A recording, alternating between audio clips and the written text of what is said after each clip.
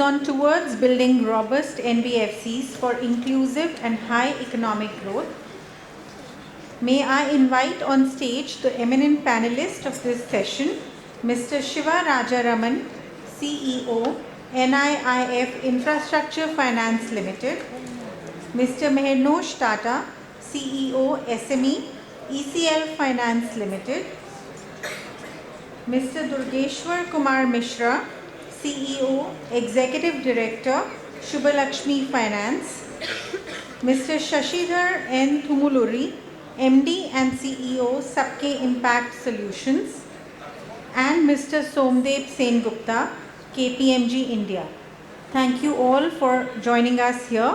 May I now request Somdeep to take the proceedings forward. Thank you. Let people join. So again, very good afternoon, everyone. And this is the last session of the day, and we are actually going to talk about what are the key imperatives for building a robust framework for the NBFC's growth. Now, when we talk about growth, so we are actually trying to qualify that, saying that it should be a responsible growth. Now, for that part, there are 2 or 3 key players in that. One obviously are the NBFCs, but then the policymakers, the regulators, they also play a very important role in ensuring that the overall ecosystem that we are functioning, that has this kind of a robust framework. So we will start the discussion with from that angle, that and we have seen recently there has been a lot of guidelines, frameworks, regulations which have been rolled out by RBI, specifically in the areas of data protection, then technology risk, around those parts. So what's your view on the impact of such regulations on the whole NBFC sector? So that's the first part. And the second is that if you were to kind of have, if I say, wishful thinking, or something that you would like to see the policymakers, the regulators come up with in the short to medium term to ensure that, as we spoke about, that responsible growth for NBFCs, then what would be 1 or 2 such key imperatives that you would like to see from the regulators? So we'll start with Durgesh, and then we'll kind of go around the table. Thank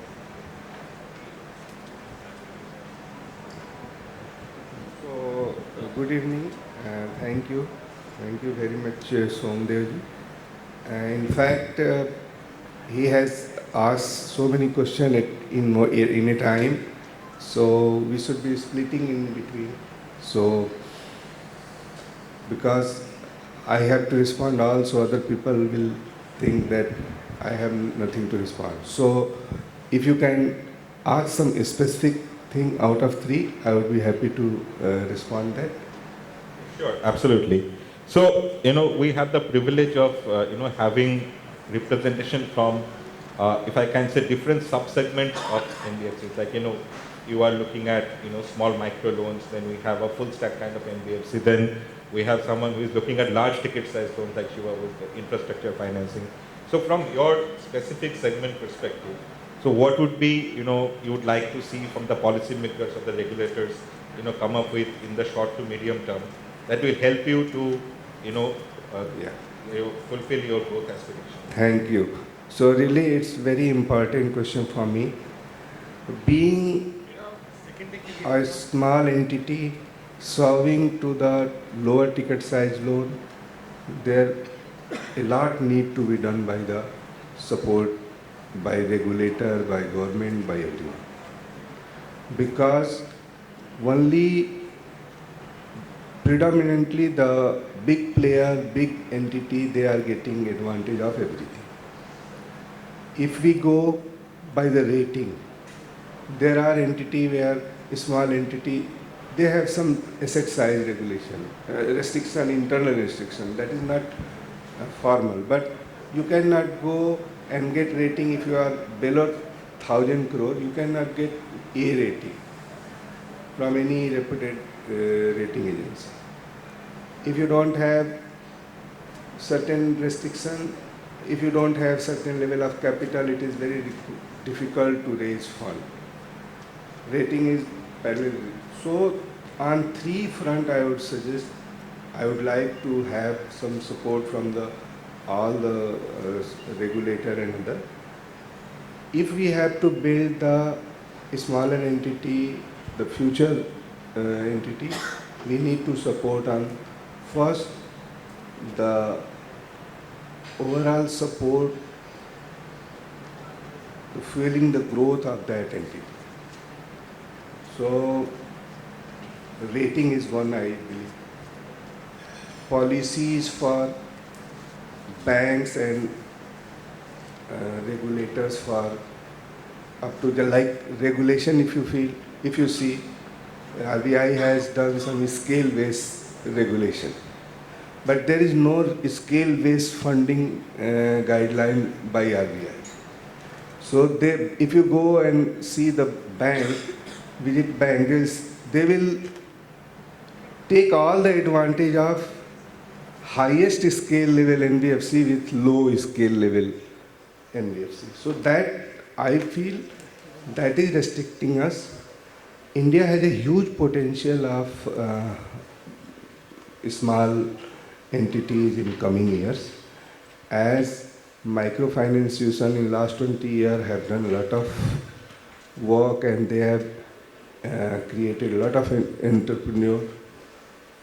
They are in need of little higher capital, and that capital need to be supported in a very right manner. Bank and other big entity, they are not capable of serving that, and that's why smaller entities like us are there. So I think the support from regulator, support from lenders is very much required. We have shown in last 25 years that being unsecured loan, it has never defaulted above 3%, have gone through so many pandemic and up and downs. So they have shown their performance in past because they want to grow, they have aspiration to grow their business and they need capital. So that is what I can say. Thank you. Thank you. So, Shiva, you again operate at a very different end of the spectrum where you're looking at large ticket size infrastructure loans, and you have built a book of more than 20,000 crores, and as you said, it's a zero NPA book. So from that perspective, what are the other things that you would like to kind of see the regulators come up with, which you kind of push the envelope and make you grow even at a higher rate?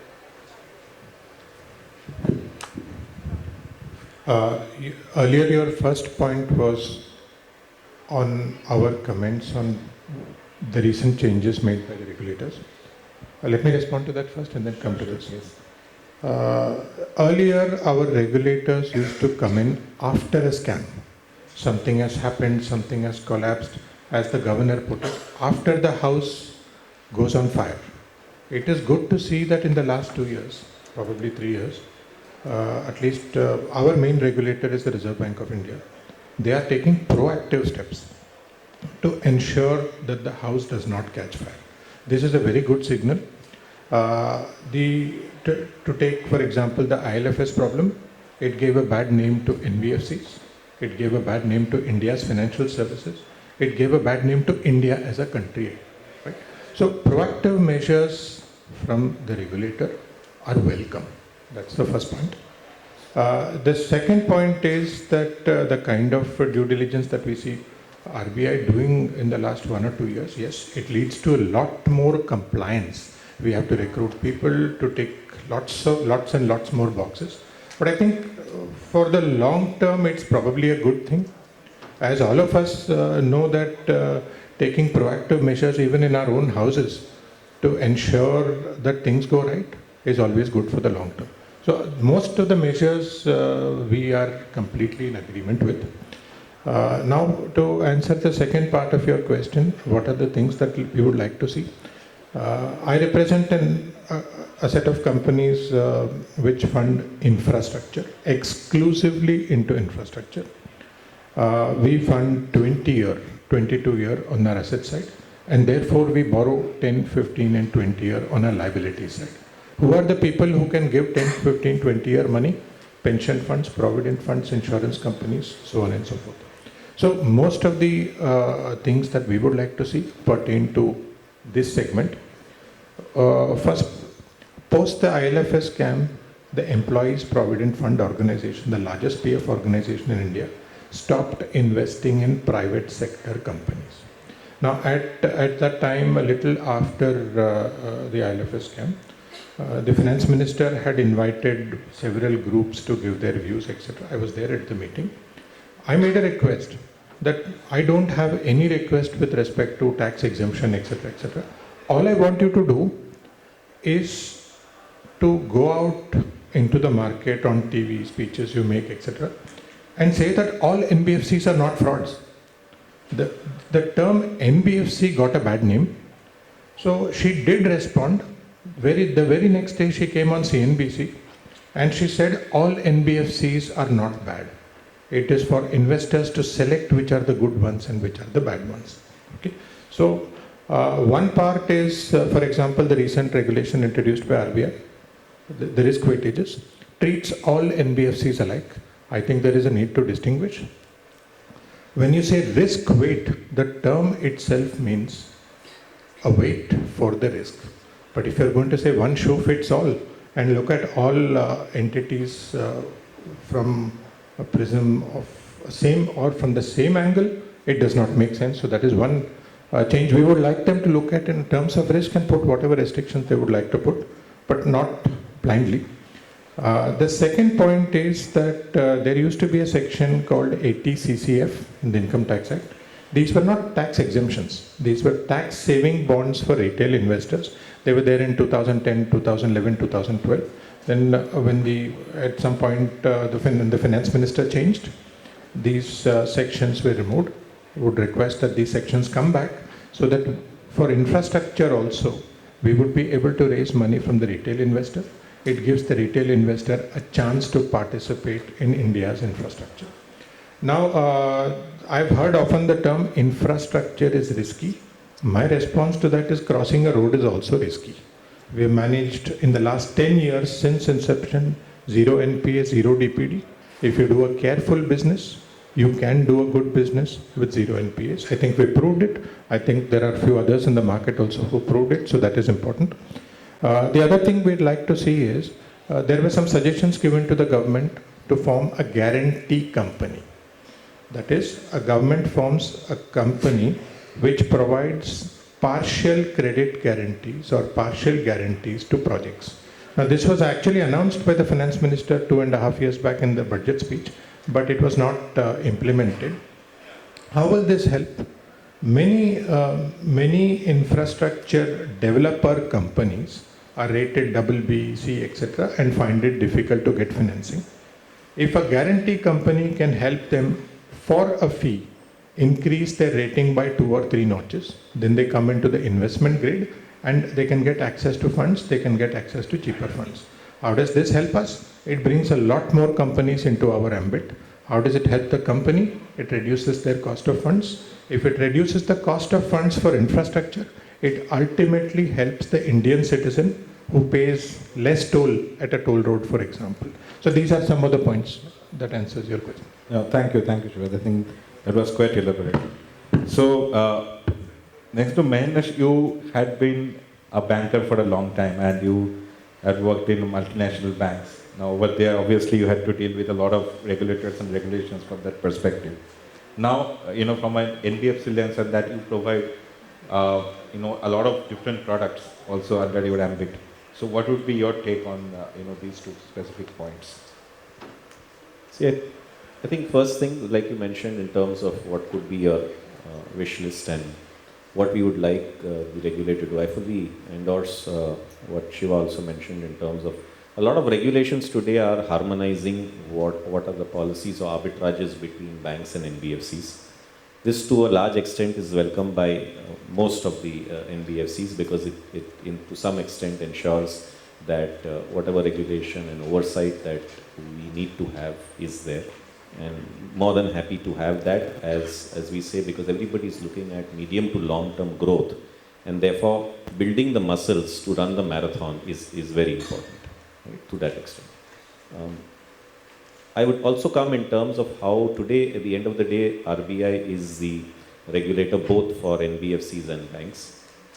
And I think to that extent, the biggest challenge for NBFCs is to raise funding and liability sources to go ahead and do on lending to their borrowers, right? I think that's really the elephant in the room for most NBFCs who are trying to solve for that in a large way. And specifically, I'm talking about those which are not AA and AAA rated entities. There, the member, I would say a lot of us are working closely with CII, FIDC to represent to both the governor as well as to the government to look at certain options in terms of diversifying the liability sources.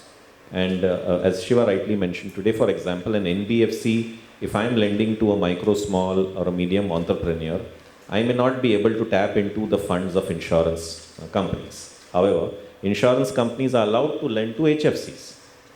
Okay, so could there be a regulation which allows the insurance companies, the pension funds, the provident funds also to lend to NBFCs in clear risk frameworks which they want to look at?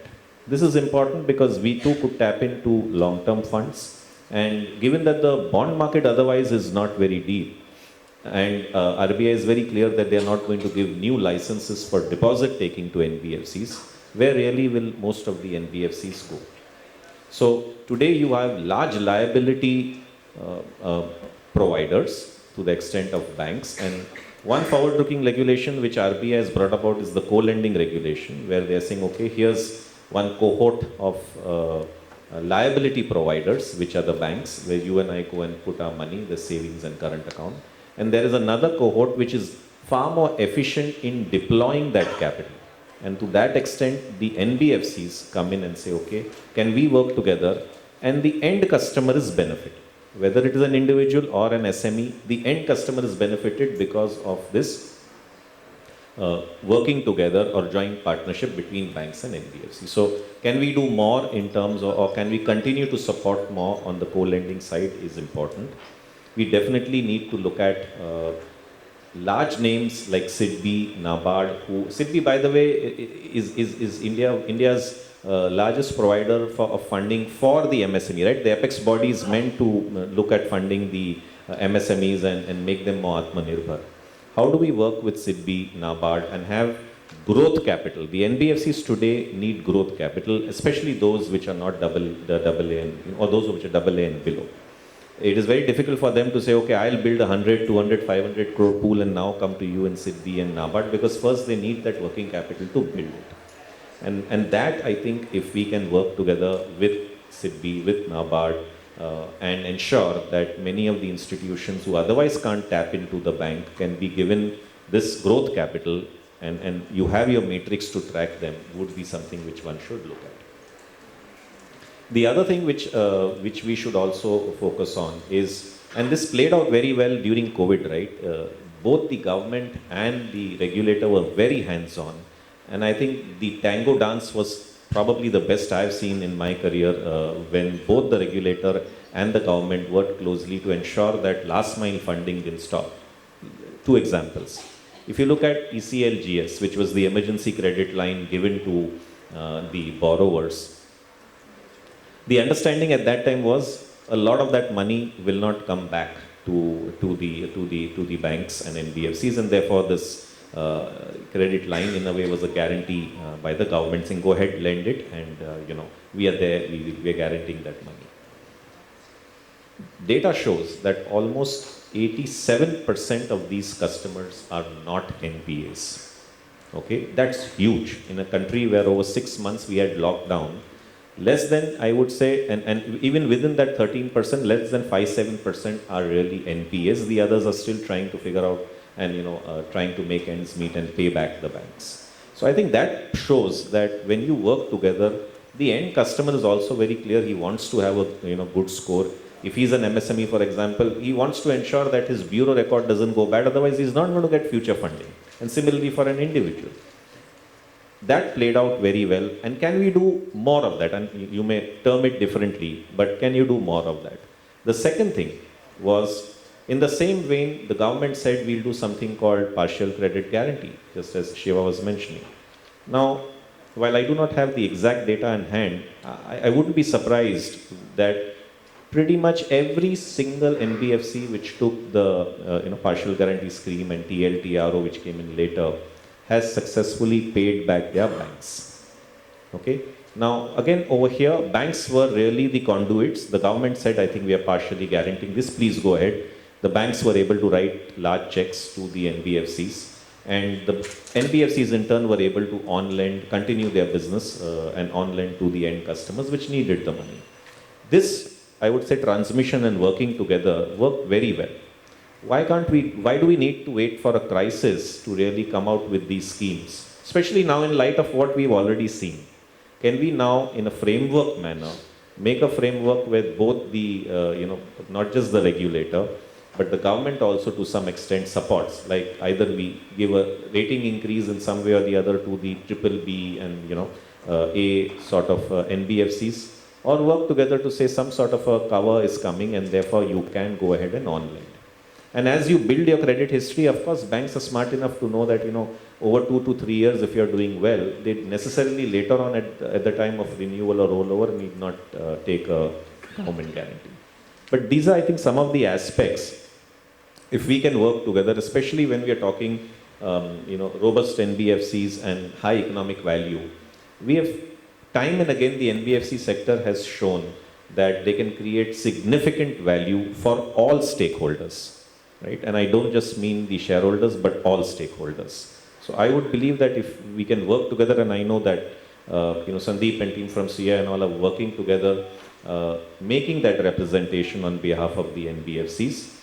And it's important to that extent so that it plays out, because I think NBFCs are the last mile connector provider for the end customer, and therefore the more we support them, in line with ensuring that the regulation is in line with what banks are. So I think we don't want to shy away from the fact that compliance costs will go up, but that is not an issue.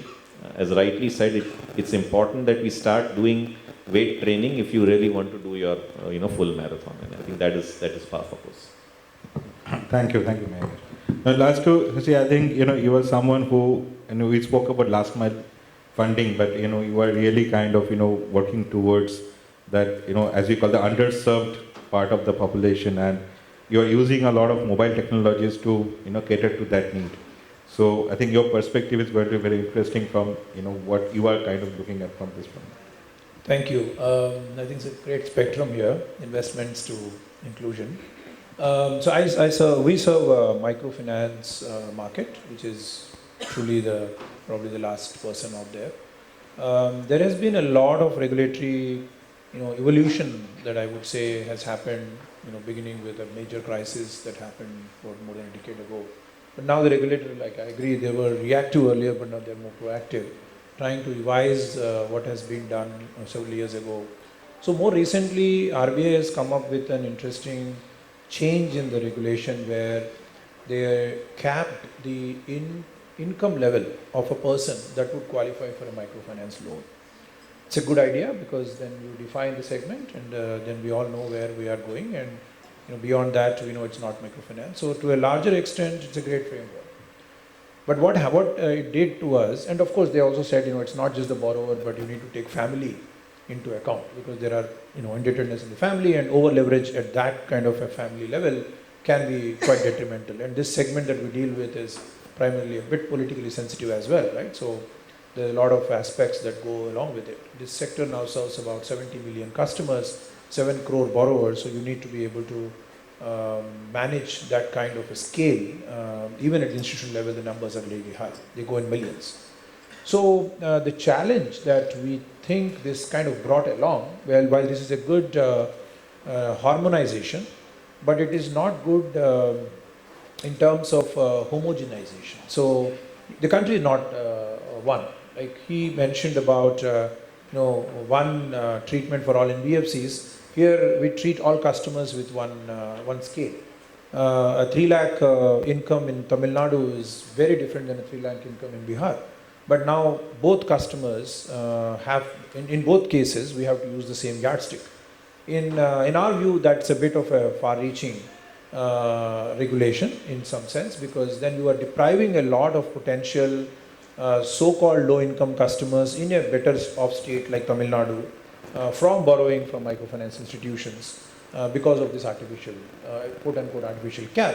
So I think the regulation has to evolve a little bit to kind of make it more, I don't know, the absorption link rather than a one scale fit all kind of a model. Similarly, regulation also comes with, in microfinance, regulator actually gives you a rule engine. It's an underwriting tool that they give you and you have to just apply it. There is really hardly any true underwriting that happens beyond a regulatory condition. That kind of brings the institutions to a level of complacency in terms of creating their own internal underwriting and risk management process. We'll talk about risk management as we go further, but I think regulators should allow some level of risk-based underwriting. Now it is rule-based business. It's not really risk-based business, which can have a long-term implications. If you're not really underwriting the risk of the family and you're only using certain defined rules that a regulator gave you, it can make you exposed to certain risks, credit risks that we might not have underwritten as a part of a process. And the whole microfinance industry truly doesn't underwrite the way the other lending institutions do. They just follow the rules. So these are two areas where I think there can be a lot more improvement in terms of how they see the whole country as not one but many pieces, and also allow for some level of credit underwriting beyond regulatory rule book that we all follow today. I'll just stop there. Thank you, Sachi. I think it was quite fascinating to hear from all of you, and given that you're representing different segments within NBFC as an umbrella, so it's quite fascinating to hear different perspectives on the same thing. Now, I think one common theme that came out of the discussion was obviously the funding part, because if you are talking about really growth, now till the time you have access to funds or you are able to kind of raise money, you will not be able to lend, and then you can't grow. Now, so far, if we kind of look at data, so mostly 75% of the borrowing has been through the banks, and that's one of the concerns. Regulators also they have increased the risk weights for NBFCs. Again, you mentioned that all NBFCs are being treated as one, but for now it is what it is. That there is a 25% increase in the risk weight assets for NBFCs from the bank's perspective. So it has two implications. Once the banks will also kind of be cautious or more cherry picking where they want to lend. Secondly, that opens up the new avenues, or basically the NBFCs now need to look out and see where else they can get the funding, maybe through VCs, maybe through FDIs, access to bond market. I think that was a very interesting point made, that can we set up some kind of a guarantee framework, etc. So I just like to kind of hear from you that from that funding perspective, so what would be the the next things that the NBFCs can take up, and to attract those kind of fundings, what are the steps that an NBFC need to take so that they can have access to the alternate sources of funds? So we'll again start with Yogesh and then go around. Yeah, thank you. So I would say that a lot of diversification has started in NBFC at present. It's not that they are not getting diversified funding. So we have all the instrument, like if you talk about equity, if you talk about sub-debt, if you talk about debentures, if you talk about commercial paper, anything, this is for their own balance sheet. They have a lot of new product like co-lending, BC, assignment, then securitization. These all are there. And every instrument has its own pro and cons. And this instrument, so it all depends what is your size and how you can attract these instruments. So the thing is that if you are in the initial phase, even you are having all the good process, everything, you will not in position to raise commercial paper. You may not be getting good rate, good thing to the assignments. So that is resulting into the higher cost to the customer, because one has to take care the operating cost of the company and deliver the product to the individual customer. So my point was, if you are aiming to have a well supported SME division entity through NBFC, we should have certain relaxation on the diversification part. Like, yes, we cannot go and raise 100% of our asset under commercial paper, but we can obviously get up to 10% through commercial paper by different way, different sort of relaxation. We can assign some sort of portfolio at different. So, but there is no such, that is very clear, and it depends on the appetite of the institution, both institutions. So diversification product, is, I am agree, diversification always help. You have to have diversified lender, you have to have diversified source of, like DFIs are there, other institutions like development institutions should be NABARD. So most of the NBFC, I would suggest, I would say that we require regular funding. It's not like that we need only once in a year. All NBFC, we need to have regular funding. But I would say most NBFs, most public sector and other institutions like DFI, they lend once in a time, in a year. So that need to be streamlined, how to support the ALM cash flow of all level entity, that is very crucial. So if you see the financial services performance, you will find most of the performance is being after September till March. So in last 25 years, I have seen 60+%, 65-70% business is being done in the between September to March. Why so? Because our dependency on the liquidity is dependent only on the liquidity, and most of the bank they don't start their processing in terms of without getting audited financial, which is almost 60 days after March. So there we can use the other product of the diversified lending, other product, other instrument, some DFIs and other, because their closing is different, our closing is different. So I fully agree that this diversification will help in many ways to build the robust NBFC ecosystem. Because see, if you are doing 70% business in second half of the financial year, it means we are underutilizing for 6 months, or we are over leveraging. Both things are there. So that will always help in the robust development of all NBFC. Thank you very much.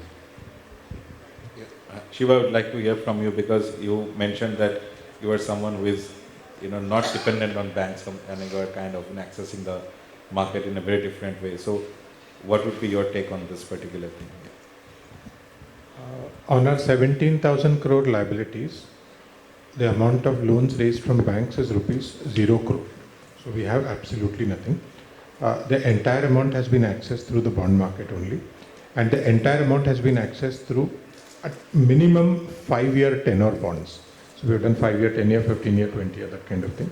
There is no market actually for 20-year. We're trying to develop it. In terms of, we were discussing in terms of new sources. Sources can be split into 3 parts. One is the instrument, second is the investor, and third is the framework. Okay? Today, you don't have wealth investors much into infrastructure. It's a very small percentage. Family offices have huge money. Largest vaccine producer in the country, Poonawalla, Azim Premji, Nandan Nilekani, etc., etc. They all have lots of money. Today, much of it is not getting channelized into infrastructure. You have many sovereign funds, many foreign funds, government-owned funds, foreign government-owned funds, who want to invest in India's infrastructure. The circumstances or the frameworks have not been right for them to put as much money as they could have put into infrastructure. So all these three require some changes. Now, each one requires a different solution. Again, one shoe fits all does not work. We have tried it, it doesn't work.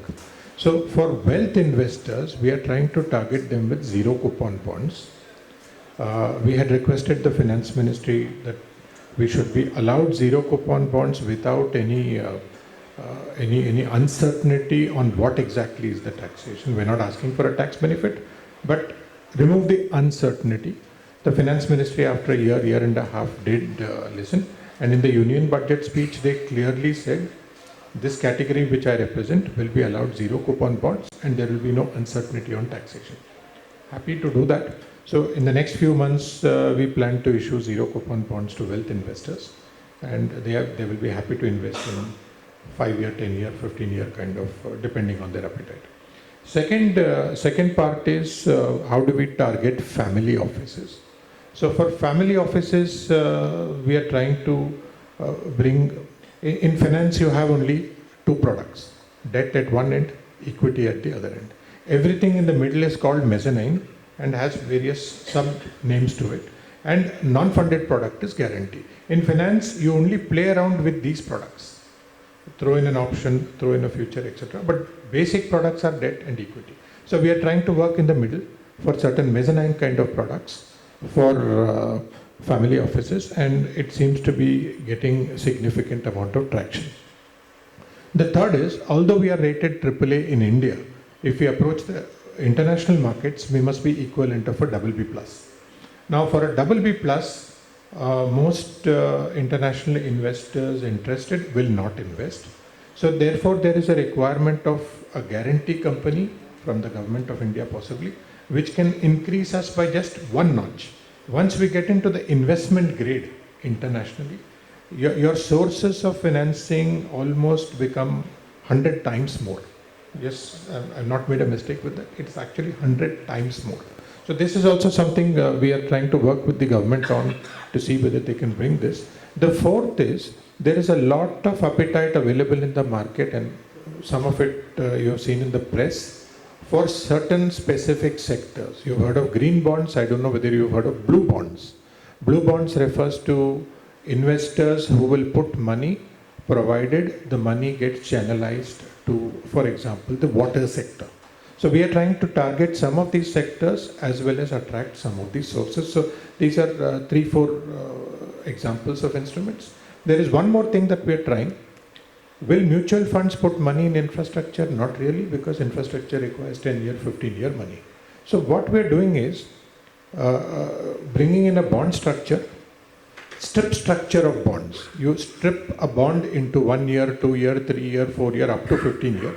Give the 1 year, 2 year, 3 year to mutual fund, 4 year, 5 year, 6 year to family offices, 7 year, 8 year, 9 year, 10 year to provident fund, 10 to 15 year to insurance companies, 15 to 17 year to sovereign funds, and keep the balance. So you get, every one of these investors gets a chance to invest at the tenor that they want. We get sources of funding, and so does the project company. That's about it. Thanks. Thank you. May I know your views, please? Yeah, so I think, mentioned this in my earlier, and a lot of it has also got covered.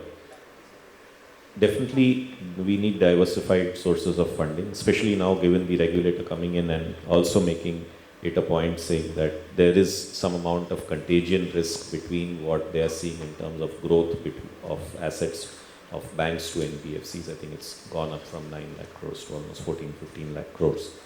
And that to a large extent is worrying the regulator. all of us will have to look at multiple instruments outside of banks. And there are various sources, a few of them, I think Shiva spoke and I'm sure others have spoken. One other category which is attracting today a lot of money globally and being able to raise that is the private credit funds. And what private credit really do is they work on an LPGP structure where they get funding from international players and can deploy that for longer periods of time. Usually these fund sizes are for 7 to 8 years. And the most important thing for these AIFs is, unlike us in NBFCs or banks, there is you don't have an ALM mismatch, which is very important, right? So if you end up giving a loan for 10 years, but your source of liability is 3 or 4 years, clearly every loan that you're doing is creating an ALM mismatch, and that has its own set of challenges. So one option I would say, which today I think we have to work with, and maybe those will be part of our recommendations, is how do AIFs work closely with NBFCs? Because we all know there was a recent circular which spoke about funding by NBFCs to AIFs and all of that. But if we can demonstrate very clearly that this is nothing to do with evergreening, and the funding by the AIF is being given to the NBFC, remember the AIFs are going to expect a slightly larger or slightly higher pricing, because at the end of the day, the investor, whether it largely global investors, are demanding anywhere between 12 to 15% IRR. But to a large point, there are institutions which are happy to take this at 10-12% and make that capital work and get themselves 18 to 20%, because there are products which we are selling at 18-20, possibly some of them even a higher rate, and these are all risk return in the right way. So can we also look at AIFs who are probably doing that? The retail investors today will only look at what is your rating, and therefore to a large extent we do see NBFCs coming out with periodic NCD issues.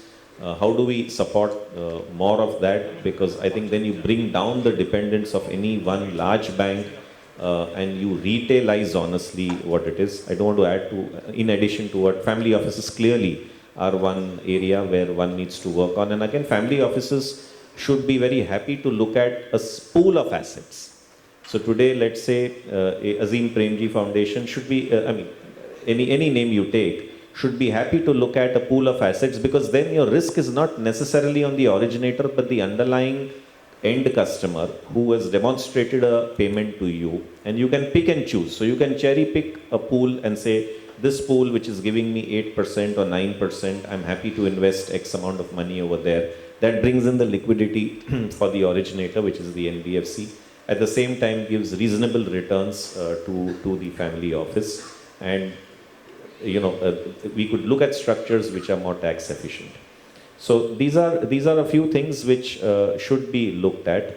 In addition to what I already spoke, definitely whether it is SIDBI, NABARD or some of the other institutions, including insurance companies who could work closely with NBFCs, especially where you're doing loans which are greater than 7-10 years. Oftentimes you're lending to MSMEs for their business expansion, and they expect the return to happen in 7-8 years. Your loan tenors are typically 10 to 12 years, and therefore maybe some insurance companies would be interested to look at that, because they get a reasonable time in getting that. So these are some of the thoughts I have. Thank you. Yeah. Sachi, over to you, please. When it comes to microfinance world, the funding system is quite inefficient. Of course, barring the top 15-20 who are rated and darlings of banks, most of the medium and small size institutions, and I think it applies to our friend Durgeshwar here also, is that they borrow from larger NBFCs and then they deploy that capital. So there are two levels of inefficiencies, right? Of course, in larger NBFCs probably are borrowing from banks or to very little extent capital market. So there is a leverage, there is a capital behind that. Then there is a large NBFC who is again leveraging their capital on this particular money. And then there is an NBFC underneath, which is MFI NBFC, who is again leveraging. So the same capital that is moving across is backed up by 3 levels of equity support system, right? how inefficient that is, right? So today, any MFI which is less than 5,000 crores book can hardly borrow from a bank. Not because it's a bad asset class. Actually, microfinance is a very good asset class. The long-term credit costs are probably not more than 2%. Right? And the pricing do support that kind of risk levels. But there is a level of, even sometimes regulator also creates some ripples in terms of unsecured lending, and nowadays that's the noise that is being heard is unsecured lending need to be contained.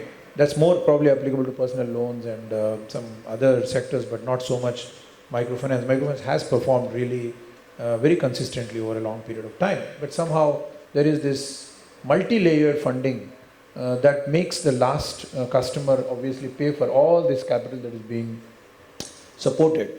That's one issue which I think one has to look at. How do we open up taps for, he did talk about the apex institutions, the lot of instruments that government used during COVID.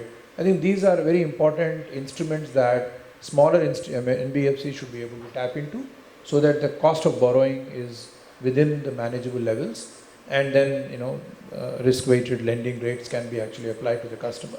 Today, a microfinance customer, even if they are a 10th time borrower, still borrows at the same rate and the same amount of money from the same institution.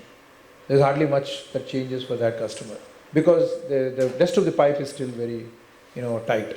I think it's very important for a guarantee facility also to be considered, because that's an area where the unsecured lending risk can be managed, and some kind of a rating can also be improved for these institutions. So one is to help these institutions get access to low cost funding. Although microfinance is counted as PSL for banks, I still fail to understand why an MFI borrows at 15% from whatever the sources that we talked about. They should be able to access at 6% if that is the price that a bank actually has for a PSL asset. But that doesn't get translated that way. 6 becomes 24 by the time customer gets it. I think there is that inefficiency that we really need to address, and I think there are instruments to do that. There are institutions that can actually intervene and do it. And the other point I was mentioning is trying to help smaller institutions again through a guarantee facility, so that the large banks do take comfort in lending directly to these organizations and make the fund flow much more consistent. So these are the two areas I would emphasize. Thank you, Sach. I think we are kind of almost running out of time. So we still have to cover one very important aspect. So what I would request you is to improvise a bit now. So I request you that maybe you can with your concluding remark, you can just talk about the importance. You spoke about the risk management. Now, risk management, if I kind of see over the course of last 5, 7, 10 years, it's not only about underwriting risk. So now it has kind of we are living in an age where technology risk is one of the key risks. Then reputation risk for any entity has become quite significant, because we have seen, because of the social media, digital media, you can reputation of an institution can be tarnished at a very short span of time. So we are actually not looking at only lending risk, underwriting risk, but also the overall supervision, your enterprise risk management from that perspective. So what role that has? Obviously that has a very important role when you are talking about responsible growth. So from that perspective, you can touch upon a couple of points, and with that you can intersperse your concluding remarks, so that we can maybe conclude on time. So I will start with you. Maybe now we will go the other way around. Sure. So I was just touching on that point in the first comment that I made is about how a microfinance customer is underwritten, right? So I think there is a need to look at the risk-based risk management systems more from credit risk perspective than rule-based business, and that I just mentioned. I'm repeating that point. And I think the new risk areas that are coming in is more in the form of digital. I think the customers, even in small towns and villages, are willing to adopt a lot of technology, and that can help a lot of institutions that are working with those communities to actually look at the risk from a very different perspective. So far, we used certain proxies to underwrite these loans because we didn't have access to data. Now the data is starting to flow. We are even ourselves are witnessing that a lot of these customers are happy to pay back their loans digitally. They really don't want anybody to come and visit them, and there are a lot of physicality that was there, now that is converting into digital. So there is a lot of, there is a reason to look at these trails that these customers are leaving behind and see what can we do to underwrite those loans more efficiently. But of course that also brings new risks. So digital brings new risks, where is the data going, the customers are aware of what they're doing, are they borrowing from the right place. There are those aspects that RBI is also pretty concerned about, and one has to look at how tight our own internal databases are, how are we able to manage our own infrastructure, digital infrastructure especially, to be able to cater to the new evolving landscape. That is an area where I think not just MFIs but everybody should focus on. But specifically for microfinance institutions, since the numbers are large, number of customers are large, not the value wise, the risk multiplies as much in terms of how much you're dealing with. So these are the two areas which I would emphasize. One is data-led risk models need to come out, and the second is the whole digital, the risk that digital throws on us, especially with the customers that we serve, is something that one should look at. Thank you. Thank you, Shashi. Just to add, see, I think credit risk is something which is par for course for all of us, and therefore, to that extent, I would say it's a known. And if you are not really good at managing credit risk, at some point, you're going to be in trouble. So that's table stakes. One of the other things that most NBFCs have to now look at is the fraud risk part of it, and how to really mitigate that, given the fact a lot of it now is also moving from physical to phygital to finally digital, right? And therefore, the ability to be able to, through APIs, get source information and be able to use that in your underwriting tools. As you do more of the digital piece, important things around AML, KYC, the fact that you could go to a shopkeeper, sit with him, see his stock, and then say, yes, this guy is doing the business he's saying in the application, will at some point of time not be there. And therefore, how do you rely on various other digital methods to be able to say that it is so-and-so person, number one, it is his shop, and you see he seems to be running that particular business for the purpose of which he's applying to you for a loan. And these are emerging risks which are coming out. I fully endorse the technology risk is something which is important. Today, a lot of our business runs on scorecards, rule-based engines.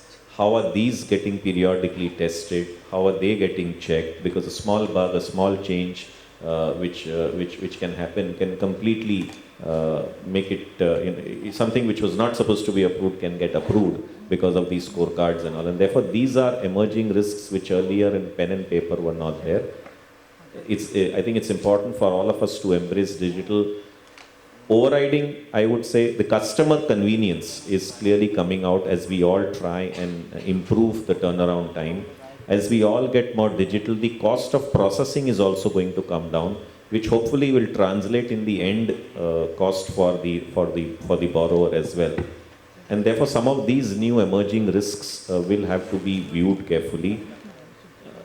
Most of us are also looking at ICAP. The RBI has asked us to work on that. And I think it also points to some of these risks, which I would, as you rightly said, the pillar 2 risks. These are not necessarily your credit risks, but what are the other risks? Operational risk. Is there a fat finger where instead of 10 lakhs you've pressed and send out 10 crores to the customer? We've seen that happen globally.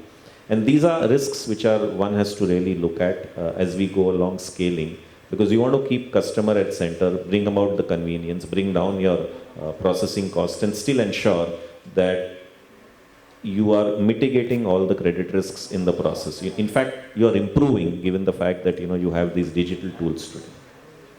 Thank you. In any business, you have assessment which is done before the asset comes onto your books, and a monitoring which is done after the asset comes onto your books.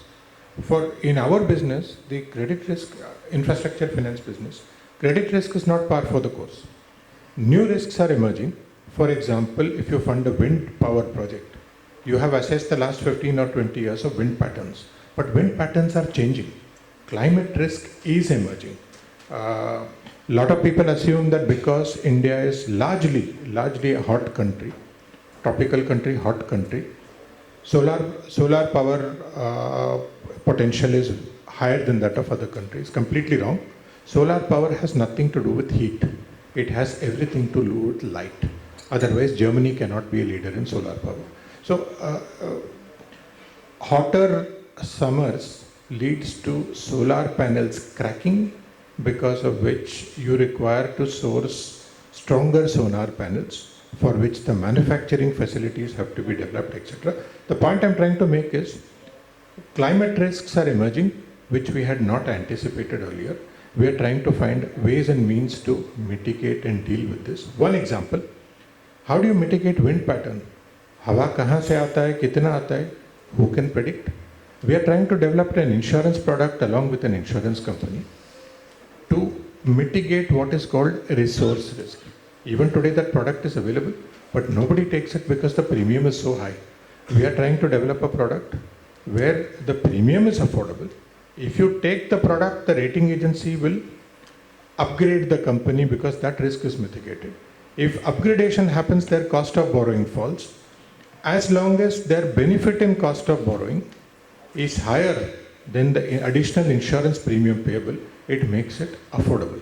This is the kind of product which we are trying to develop, not completely done yet. The other point, of course, has been mentioned, so I will not reiterate. Cyber security is critical.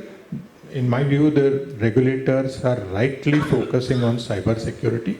Yesterday or day before, I think there was an article about a deepfake incident in Hong Kong, where the CFO of the company came on VC, gave instruction to its finance team to disburse a certain amount, I think $10 million or something, to a third party.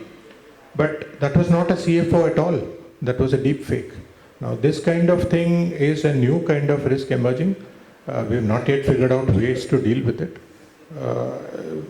I think collectively we'll have to put our minds together, including that of the regulator, to see how these risks can be mitigated. Yeah, thank you. I think I don't have much left for me. So, all risks we have discussed, being business risk, being internal risk or external risk or future risk. In my view, the key risk is if you are not opting yourself with the new changes, the new processes, that is going to be another risk. With the change of the technology, with the change of the new innovation, every industry needs to cope with that level of participation. We have seen regulator risk as well. You should, although you are very big, you are very smart, but you should not be dishonoring regulator spirit. So our intent should be, in the spirit of regulator, we should be complying always. So compliance risk, regulator risk is, I feel it was missing. Otherwise, most of the thing we have covered. Thank you. Thank you so much. So I think, before we kind of open it up for Q&A, we'd just like to kind of, summarize, saying that what we had discussed is basically quite wide spectrum of, challenges and aspirations.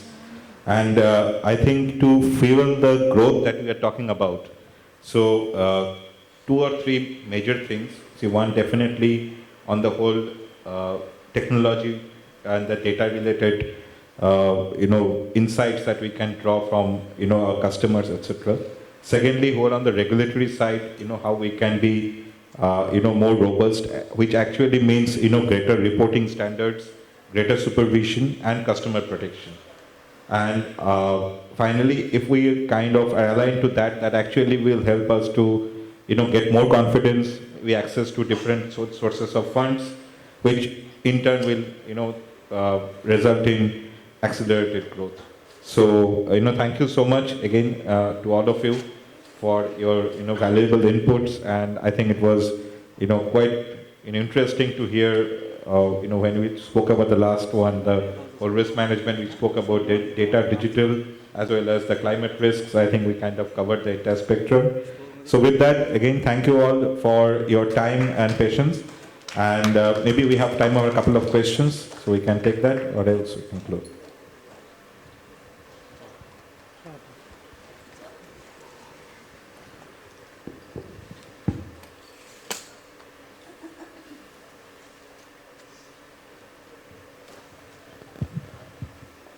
Hello. Hello.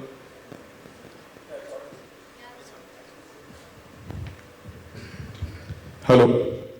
Hello everybody, I'm Bhaskar Jain from Delhi NCR. So what my question to the dais is that how do you see a gift SEZ as a source of funds for NBFCs and about the different products that are happening in there? So if I heard you correctly, you're talking about Gift City and SEZ, that one? Yes. You want to? I will restrict to infrastructure finance because that is the business I look at. Certain tax benefits are available in Gift City. So if we set up a branch or an office in Gift City and try to access foreign funds from there, certain benefits are available. Now actually for my company those benefits are already available. So it does not give us any enhanced benefit by setting up a branch there. But the tax benefits can help access funds in my estimate, for a AAA rated company, 20 to 30 basis points lower from the market. It will also help bring in different sovereign funds, for example, have expressed interest. So it can bring in one or two other sources of investors at a cheaper cost. In my company's case, it doesn't help because I already have a tax benefit available from the government from a different section. So I can do it from here itself without setting up a branch in Gift City.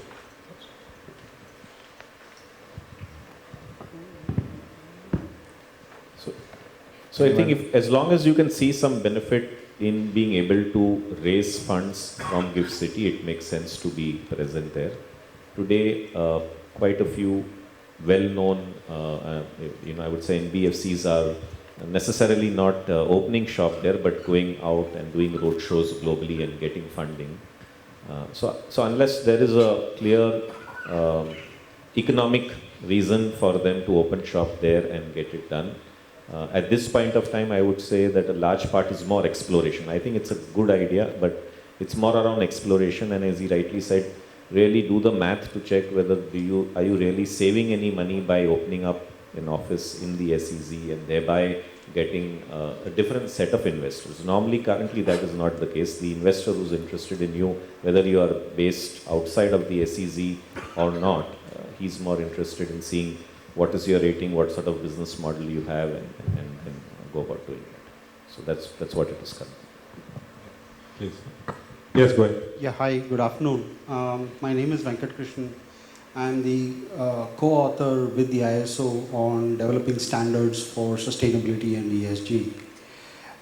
My question to the panel is, in terms of green financing, particularly on green projects, not necessarily specific to solar or wind power per se, but also the broad spectrum covering scope 1, scope 2, scope 3, emission control and all of that put together. And if we have to look at overseas investments, sovereign funds, AIFs and others, how do you see NBFCs playing a game changer type of a role, given the fact that green financing in India has not picked up much, it's less than 2%, be it in the public sector banking space, private sector space. But if you look at the demand for green financing in the developed markets like the US, Canada, Europe and other places, it has picked up significantly well given their threat of climate change being quite high. India has also faced climate change issues in different parts of the country. So do you see NBFCs stepping into this in a much larger way, given your growth spectrum that you have had over the years? How would you want to look at it in the long-term view?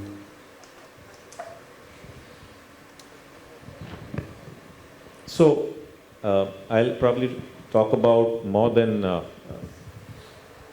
So I think we are talking to impact funds, and these are at the broad spectrum. The UN framework where they have, I think, 17, 18 sustainable development goals, as they call them.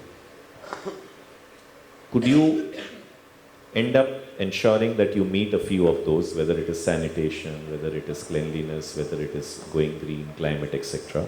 And therefore some of the impact funds, and a lot of these impact funds which are there globally also have philanthropic funds. Now, if you go to a Bill and Melinda Gates Foundation, they do billions of dollars of charity where they're just giving it to, giving it here and saying, okay, just go out and give it to the needy and the poor. They're not expecting any return.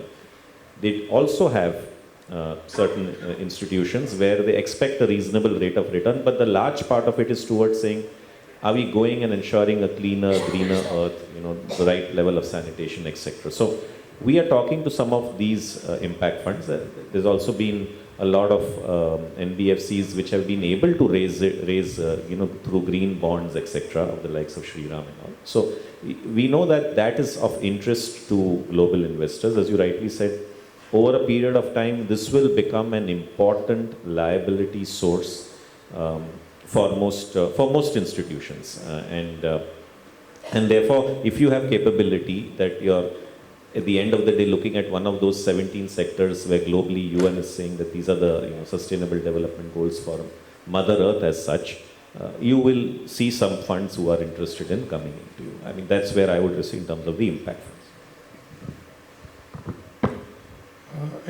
In terms of green bonds, for example, see, 4 years, 5 years back,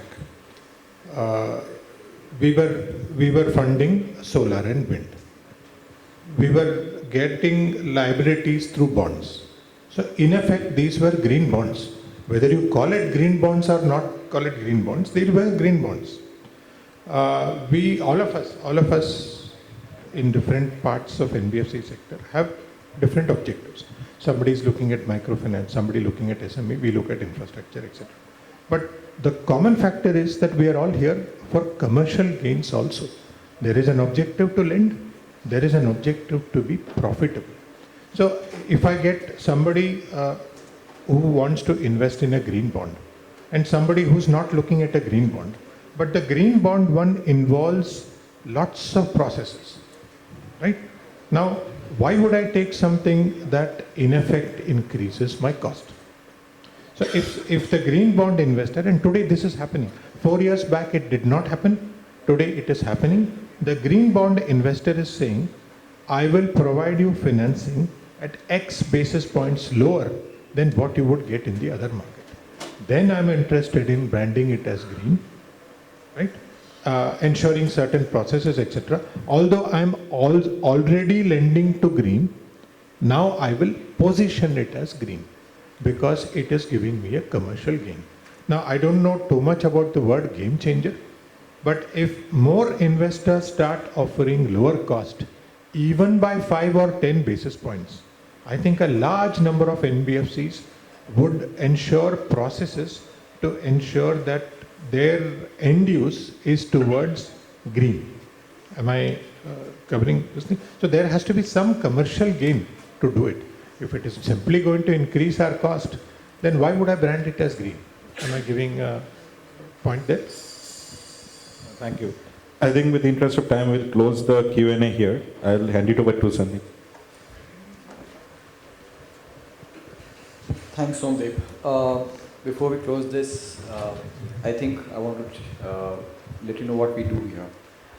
As CII, for us, these summits are policy information. And we hear speakers, we hear government, we hear regulators come in and talk. And we take notes. While we have taken mental notes, we'll be probably processing them to... Hello? Yeah. So while we take some mental notes here, we'll be also processing them to figure out more things which can be taken up from the industry side to take it forward with the regulators and the government. Of course, in collaboration with the industry. So when I hear today's talk, what do I hear? Generally I've heard is liabilities is a huge, huge pain area. Every session I've heard liabilities was a pain area. But interestingly, I must thank the speakers in this one, especially I would like to thank Shiva Rajaramanji, because he talked about certain kind of instruments which at least even I was not aware of, and the kind of structuring that could be looked at. It may be probably from an infrastructure perspective, but maybe it can be used for other kind of things as well in the NBFC space. We heard about tech-related issues. We heard AI all throughout. We heard digitalization all throughout. We have talked about it. There are 2 sessions also in any case on these pieces. But we also heard about cyber fraud. It did come up frequently in our discussion. So I think that is something that again we would like to get into as we move forward. And I did hear about ESG, green funding, green bonds, sustainable funding, again throughout the day, which is again an important point. Interestingly, in the morning session, RP Deputy Governor was very clear in his communication, though he appeared to be flexible, that he is not looking at liabilities, NBFCs to take money from public. But he did not stop anything and beyond that, saying that there are other ways to do it. So he's open to that idea. So I think there are some notes that we have got today, and we have learnt a lot from all the speakers. And before I close this, I will probably request my team to come one by one to hand over the gifts away. Arijit, can you please come up, please? And give it to Shashi. Give your flowers.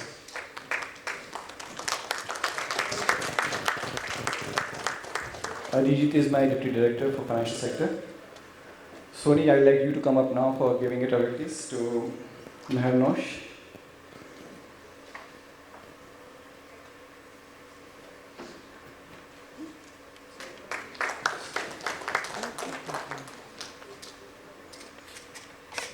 Thank you, Mehernosh and Soni.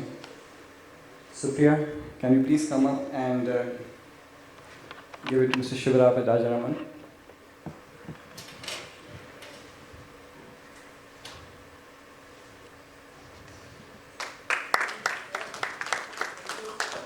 I can see one face, one of the many faces from my colleagues from Bombay office. Amol, can you just come up here? Mohan, please come up here.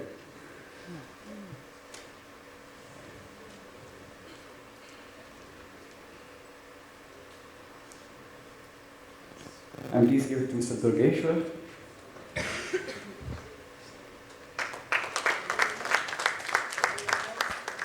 And I'll take the privilege of gifting to Mrs. Somdev.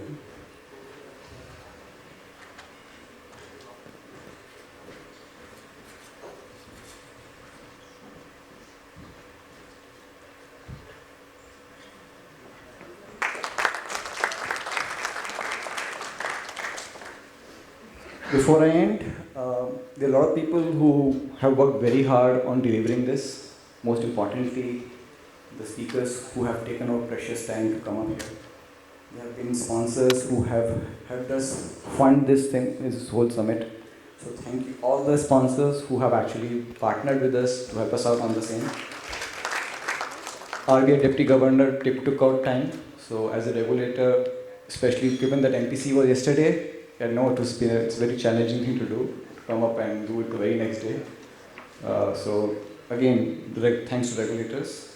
There are some people, there were some people from media here, so thank you to them. Hotel staff, and also staff, all my colleagues from CII, irrespective of Delhi office or Bombay office, thank you all for helping us out on this.